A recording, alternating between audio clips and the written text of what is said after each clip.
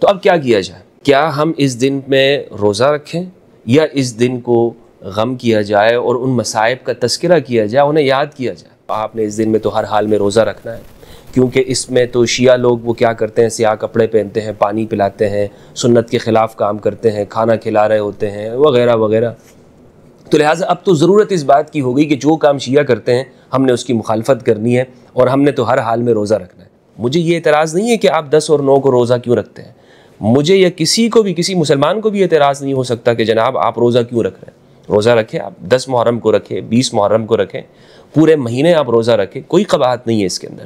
9 اور 10 کا بھی آپ روزہ رکھ سکتے ہیں، لیکن یہاں سوال یہ پیدا ہوتا ہے کہ کیا آپ نے غم حسین کیا؟ بسم اللہ والصلاة والسلام علی رسول اللہ وآلہ وعلی۔ السلام علیکم ورحمۃ اللہ وبرکاتہ۔ امید کرتا ہوں آپ لوگ خیریت سے ہوں گے، پروردگار آپ سب کو اپنے حفظ و امان میں رکھے۔ محرم الحرام کے ایام ہیں، یہ حرمت والا مہینہ ہے، عزت والا مہینہ ہے، اشہر حرم میں شامل ہے۔ اس محرم کی فضیلت میں خاص طور پر 10 محرم جسے عاشور کا دن کہا جاتا ہے، ایک فضیلت ہمارے ہاں بہت مشہور ہے، خاص طور پر ہمارے اہل سنت طبقے کے اندر کہا جاتا ہے کہ اس کی یہ فضیلت ہے کہ 10 محرم کے دن روزہ رکھنا چاہیے، اور رمضان المبارک کے روزے کے بعد عاشور کے روزے کی فضیلت ہے۔ اور واقعہ بیان کیا جاتا ہے کہ آپ صلی اللہ علیہ وآلہ وسلم جب مدینہ منورہ تشریف لائے تو آپ نے یہودیوں کو دیکھا کہ وہ اس دن میں روزہ رکھ رہے ہیں۔ آپ نے پوچھا کہ تم اس دن میں روزہ کیوں رکھتے ہو؟ تو انہوں نے کہا کہ یہ وہ دن ہے کہ جس میں اللہ سبحانہ و تعالیٰ نے حضرت موسیٰ کو نجات عطا کی اور فرعون کے ظلم اور ستم سے بنی اسرائیل کی قوم کو آزادی دی، بنی اسرائیل کو آزادی دی، اس لیے بطور شکر کے ہم اس دن روزہ رکھتے ہیں۔ تو راوی یہ کہتے ہیں کہ رسول اللہ صلی اللہ علیہ وآلہ وسلم نے فرمایا کہ نحن احق بموسیٰ منکم، کہ ہم تم سے زیادہ موسیٰ کے قریب ہیں۔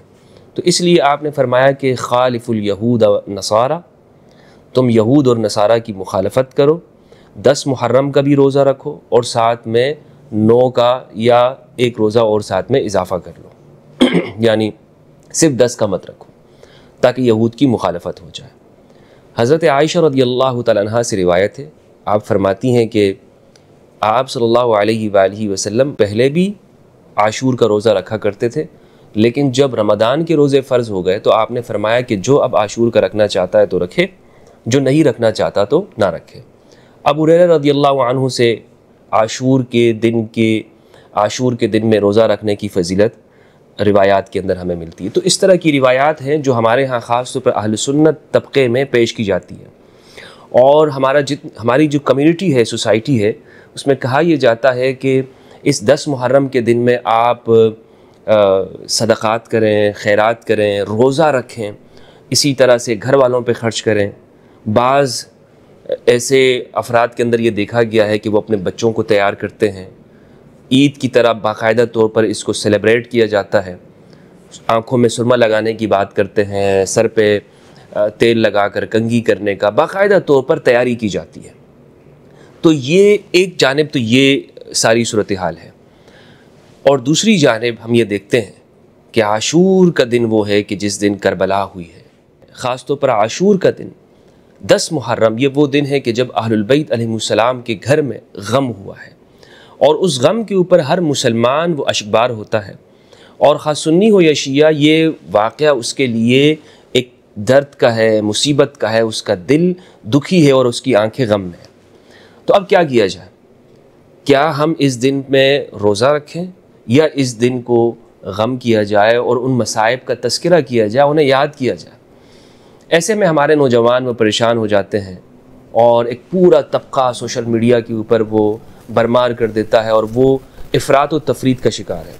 یعنی وہ یہ کہتا ہے کہ جناب آپ نے اس دن میں تو ہر حال میں روزہ رکھنا ہے، کیونکہ اس میں تو شیعہ لوگ وہ کیا کرتے ہیں، سیاہ کپڑے پہنتے ہیں، پانی پلاتے ہیں، سنت کے خلاف کام کرتے ہیں، کھانا کھلا رہے ہوتے ہیں وغیرہ وغیرہ۔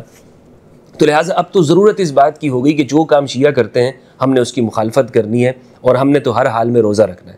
یا اگر روزہ نہ بھی رکھیں تو ہم نے کیا کرنا ہے، ہم نے نہ تو سبیل لگانی ہے، نہ پانی پلانا ہے، اور نہ ہی جناب ہم نے غم حسین کرنا ہے، کیونکہ غم کا تو اسلام میں کوئی تعلق نہیں ہے، یہ بدعت ہے، اور میت کے اوپر ماتم نہیں کیا جاتا. یہ ایک پوری فکر ہمارے سامنے پیش کی جاتی ہے ہمارے سنی نوجوانوں کے سامنے.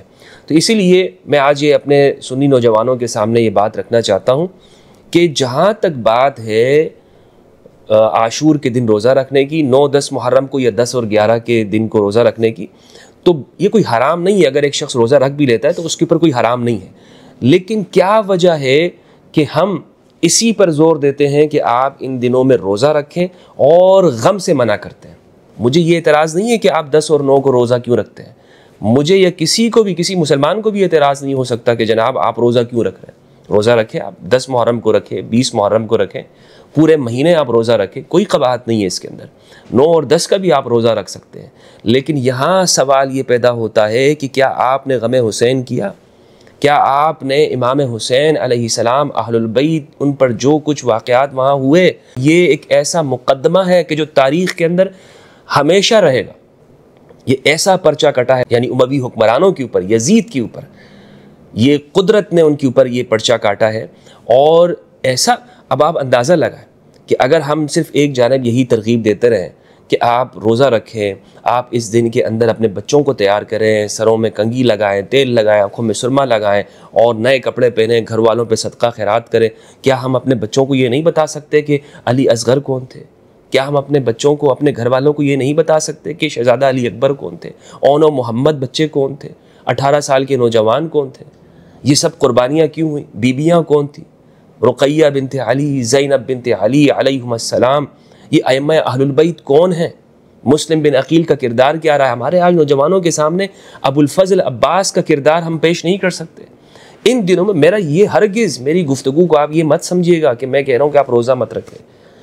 روایات موجود ہیں ہماری صحاح کے اندر، بخاری، مسلم، ابن ماجہ کے اندر، محرم الحرام کی فضیلت کے بارے میں. لیکن ذرا یہ تو سوچئے کہ آل محمد کس کرب کے اندر ہے.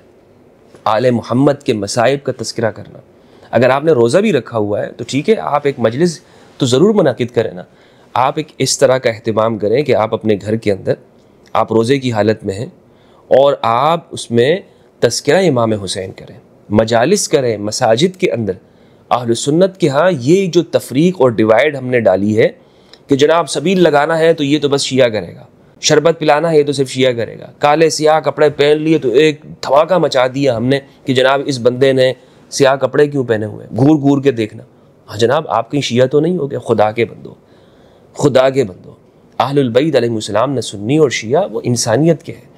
تو اسی لیے میں ان روایات کو، اس پر میں یہ بحث ہی نہیں کر رہا کہ یہ کس درجے کی ہیں. لیکن دوسری جانب ہمیں ایسی روایات ملتی ہیں، جیسے شیعہ مصادر کے اندر، کافی کے اندر، اصول کافی میں امام صادق علیہ السلام اور امام رضا علیہ السلام، انہوں نے اس دن میں روزہ رکھنے کو بدعت کہا ہے.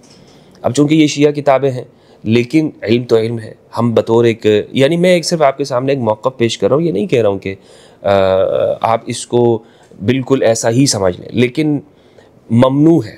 اور جب حضرت عائشہ کی روایت ہے کہ رمضان کے مہینے کے بعد آپ، یہ جس نے رسول اللہ نے فرمایا کہ آپ روزہ رکھنا چاہتے ہیں تو رکھیں، نہیں رکھنا چاہتے تو نہ رکھیں. تو پھر کیا ضرورت ہے ہم اتنی زیادہ شد و مد کے ساتھ اپنے لوگوں کو آج تک کہے جا رہے ہیں جناب اس دن میں روزہ رکھنا؟ جب ام المومنین کہتی ہیں کہ رسول اللہ نے فرما دیا، عام لوگوں کو اجازت دے دی، رمضان کے مہینے کے بعد اب اس کی فرضیت نہیں ہے، مستحب ہے. ایک مستحب ہے اور دوسری جانب ذکر حسین. اللہ اکبر.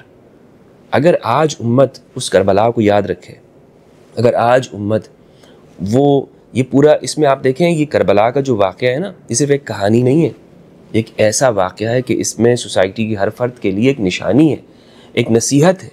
تو بالکل میرے دوستوں، سنی شیعہ کے تفریقے سے اوپر اٹھ کر اگر آپ روزے کی حالت میں بھی ہیں، اگر آپ نے روزہ رکھا ہوا ہے 10 محرم کو، آپ ذکر حسین کریں. یہی مطالبہ ہے. اور رسول اللہ صلی اللہ علیہ وآلہ وسلم کے سامنے جب ہم پیش ہوں تو ہم کہہ سکیں یا رسول اللہ، علی شہید گئے، آپ نے یہ وصیت کی تھی کہ میرے اہل البیت کے ساتھ خیر کرنا، وصیت کی آپ نے اچھائی کرنا. صحیح مسلم کی روایت ہے، اذکرکم اللہ فی اہل بیتی، میں تمہیں اپنے اہل البیت کے بارے میں اللہ یاد دلاتا ہوں. اللہ کا ذکر کرو، میرے اہل البیت کو یاد کرو، ڈرو تم اہل البیت کے بارے میں. لیکن امت نے کیا کیا؟ جب ہم پیش ہوں رسول کے سامنے تو ہم کہہ سکیں، کیا ہم یہ کہہ سکتے ہیں یا رسول اللہ واقعی ہم نے خیال کیا اہل البیت کا، اس امت نے اہل البیت کا خیال کیا؟ علی شہید گئے، سیدہ زہرا مظلوم گئی، امام حسن مسموم گئے، زہر دیا گیا، امام حسین مذبوح گئے، اور اہل البیت کے تمام افراد وہ پابند سلاسل کیے گئے۔ یہ ہے اس امت نے ان کو یہ بدلہ دیا رسول اللہ کی وصیت کا۔ تو اس لیے دوستو ضرورت اس امر کی ہے کہ ہم اس بات کو جانیں اور ان تمام واقعات سے اوپر اٹھ کر سنی شیعہ بحث میں پڑھنے کے بجائے حق اور سچ کو سمجھیں۔ حق کیا ہے؟ حق قرآن اور اہل البیت کے۔ تو یہ جو بحثیں کرتے ہیں جناب آپ روزہ رکھیں، آپ یہ کریں، فلاں کریں، روزہ رکھنا اگر آپ نے رکھنا ہی ہے تو اس کی مشروعیت رسول اللہ نے کیا فرمائی کہ یہود یعنی ان کو ایک نجات ملی۔ اس کو بھی اگر ہم ان کی کتاب میں دیکھتے ہیں نا تو یہ روایات ہمیں نظر آتی ہیں کہ وہ ان دنوں کے اندر کوئی اس کو سیلیبریٹ نہیں کرتے۔ یعنی آج بھی آپ یہ دیکھیں گے کہ دنیا بھر کے اندر یہودی موجود ہے نا، 10 محرم کو کہیں پر بھی اس کو سیلیبریٹ نہیں کیا جاتا ہے، وہ اس کو نہیں مناتے۔ اب یہ روایات ہمارے سامنے موجود ہے، کس درجے کی ہے یہ بھی غور کرنے کی ضرورت ہے۔ والسلام علیکم ورحمۃ اللہ وبرکاتہ۔